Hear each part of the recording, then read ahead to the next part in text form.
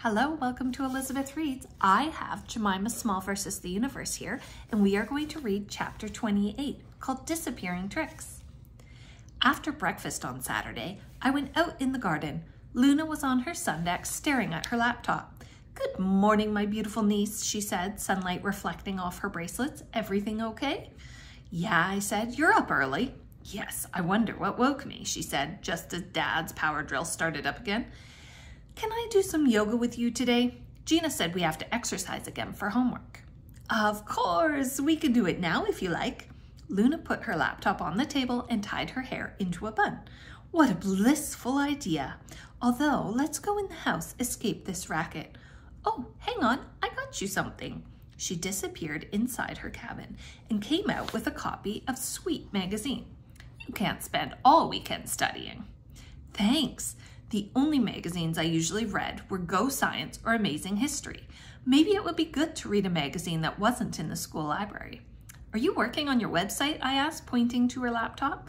"No, your dad found a box of my stuff in the garage. There were some photos on a memory stick, and I was just having a look. There are some old ones of me and Uncle Alfie." She moved the screen round so I could see. Alfie had his arm around Luna, and the lights of Clifton Pier glowed in the background. That was a few weeks before he left. "He looks really happy." Luna took a deep breath. "Yeah, well, a picture doesn't tell the whole story." She stared at the screen. "Alfie's a Pisces. They love being close to the water." "He should have stayed here then," I said. "You can't get closer to water than living in Clifton-on-Sea." Luna smiled, then turned to look at me. Her eyes glittered like a silvery blue kaleidoscope. "I love you very much, Jemima," she said, squeezing my hand so much it was kind of painful. "I'd never do anything to hurt you. You know that, don't you?" I nodded, but for some strange reason, I felt like I should only half believe her. After contorting my body into strange positions called things like downward facing dog, mountain pose, side plank, and the tree, I collapsed into what Luna told me was corpse pose. It felt kind of appropriate. My legs were burning, and I could feel sweat soaking into the back of my t-shirt. "My muscles hurt," I said, stretching my arms, "all of them." Luna rubbed something smelling of oranges into my temples. "Well, please don't sue me." "Sorry, it was good, thank you." I examined my thighs. "It hasn't made me look any thinner, though." Luna pulled me onto my feet and wrapped a pink glittery blanket around my shoulders. "Jemima, yoga isn't about looking a particular way. It's about feeling content, feeling happy in your own skin." But it was okay for Luna. Her legs were long and thin and probably not even aching. I wondered how many yoga sessions I'd need to do to have legs like hers. "Luna, how long have you been doing yoga?" She thought for a moment. "About 10 years now." 10 years? If I got through to Brainiacs, I'd be getting filmed next month. Maybe there was an extreme version I could do instead. When I went back upstairs, I could tell Jasper had been in my room. Some of the books on my desk had been moved. "Jasper!" I shouted. "Don't touch my stuff!" "I was just helping you with your French homework," he shouted back. I picked up my French book. We had to write 2 paragraphs describing our dream holiday for homework. Jasper had written a list of French words on a sticky note for me. "Oh, okay, thanks," I said. Although obviously my dream holiday wouldn't include dodgeball. It wasn't until later when I noticed what else Jasper had done.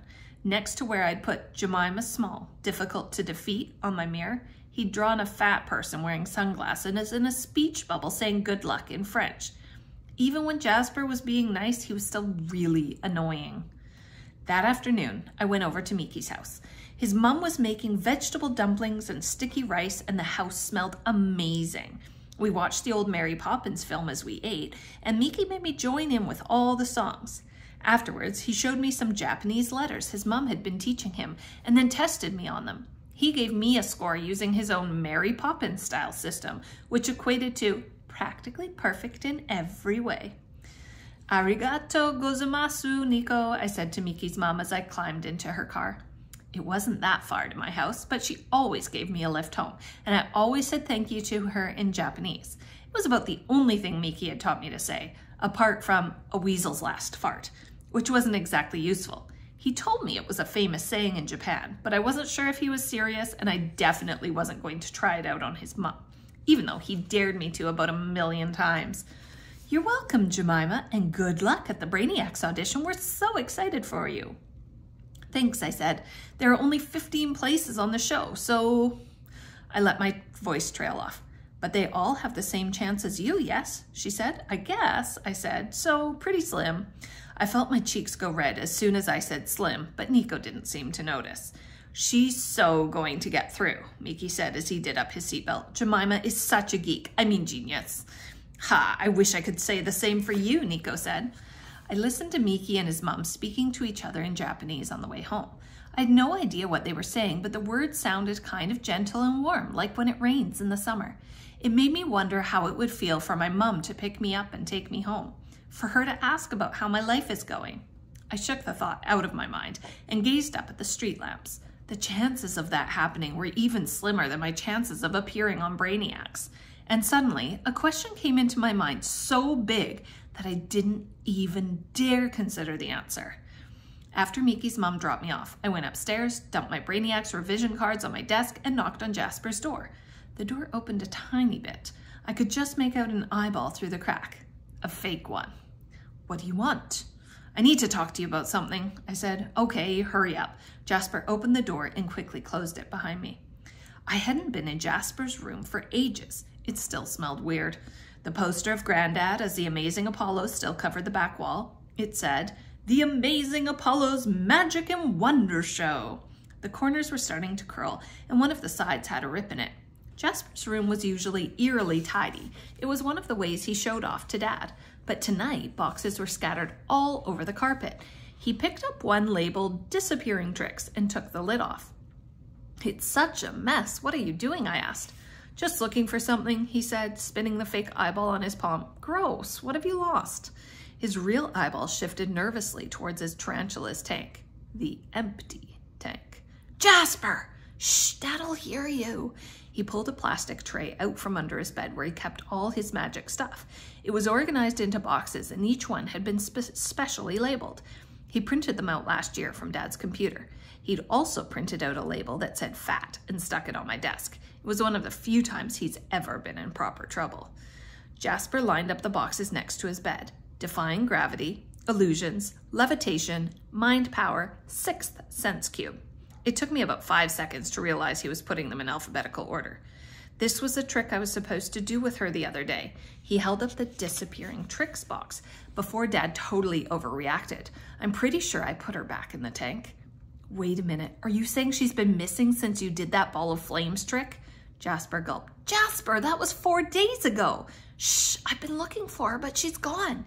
He opened and closed the Disappearing Tricks box a few times, like she might magically appear out of nowhere. I don't think she would hide in there, Jasper. She can't actually read. He sat on the floor looking through the boxes. I just don't get where she could be. She goes somewhere dark and warm. I opened his wardrobe doors. Maybe she's escaped because she's sick of doing your boring magic. But Jasper didn't say anything back, so then I felt bad.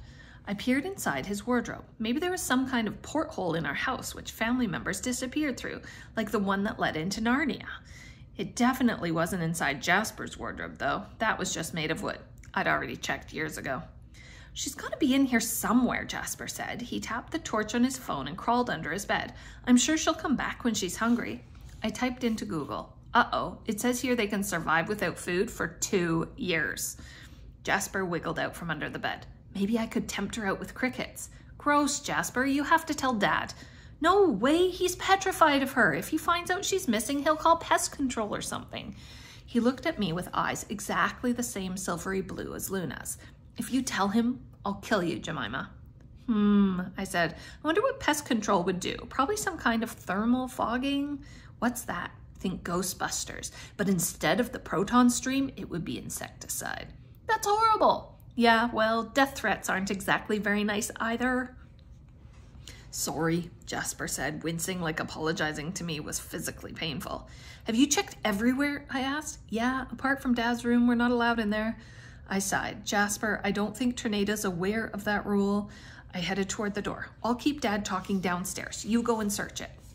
Jasper smiled at me. Thanks. Hey, what did you want to talk to me about? Oh, I felt nervous for some reason, probably because we hadn't talked about Mum for so long. We used to talk about her a lot when we were younger, what we'd do if she phoned or sent us a card or turned up one day. But when none of those things happened, talking about them seemed kind of irrelevant too. I was thinking about Mum today. Like, say I did get through to be on Brainiacs. What if she watched it? Jasper's eyes moved around his room, looking everywhere except at mine. I don't know. He went over to his desk. Here, I found some old photos last night when I was looking for a tornado. This was under my desk. He handed me a photo of me and Mum splashing on the shore in Dolphin Bay. I only looked about 2. Mum was holding both my hands so I didn't topple over. See that tattoo? Jasper pointed to Mum's wrist. I looked closer and could just make out a black swirl. It reminded me of this thing she told me. It's kind of stupid, but what? A lump came to my throat. I looked at Mum on the beach, gripping my hands tightly, my feet half disappearing into the sand, wondering how it would feel to see her again. It's really stupid, Jasper said, so you'll probably like it. I fake smiled. We'd stayed on the pier really late, and it was pitch black when we walked home. Mum pointed up at the sky and told me... He stopped, cracked his knuckles, and picked up a pack of cards from his desk. He shuffled them perfectly in one hand like Granddad used to do. Forget it, it's really stupid. Please, Jasper, I won't think it's stupid. She said shooting stars are the universe telling us that magic exists, and she told me to never stop believing in magic. He blinked a few times. See, I told you, it's like something Luna would say. I'll remember it because that's her tattoo, a shooting star, because that's the night she had that massive argument with Dad. Then she left. I stood by the door for a minute. Neither of us said anything. I didn't tell him about the empty feeling I got in my heart whenever I thought about her, because I knew he had it too. He told me that years ago. Anyway, forget it, Jasper said eventually. Shooting stars don't even exist. I nodded. Jasper was right. Shooting stars aren't real. They're not even real stars. They're meteors. Fragments of rock burning up in space. Not shooting anywhere, just incinerating into dust. But sometimes your heart doesn't care about any of that, because there were Mum's hands gripping mine, stopping me from sinking, protecting me from the waves, and I wanted that feeling back. I went downstairs to keep Dad talking so Jasper could check his room, but he was already on the phone. He was laughing and looking at his iPad. He called that double screen time and moaned anytime I did it. I raised my eyebrows at him, and he walked to the other side of the kitchen so I couldn't hear what he was saying. I sat halfway up the stairs, leaning against the banister with Hermione on my lap, thinking about Mum and Brainiacs. Part of me wanted Mum to notice me. I didn't even care about impressing her. I just wanted to wave at her from across the universe so she might remember I exist. That night, I stayed up really late revising for the selection day because I couldn't stop thinking that maybe Mum was out there, waiting, with a gigantic hole in her heart just like mine. If Mum believed in shooting stars and signs from the universe, maybe she'd been waiting for a message to come back. Seeing me on Brainiacs could be that message, and I had exactly 16 days to make it happen. The end of chapter 29. If you want to hear when chapter 29 comes out, then please subscribe and you'll see. Bye-bye.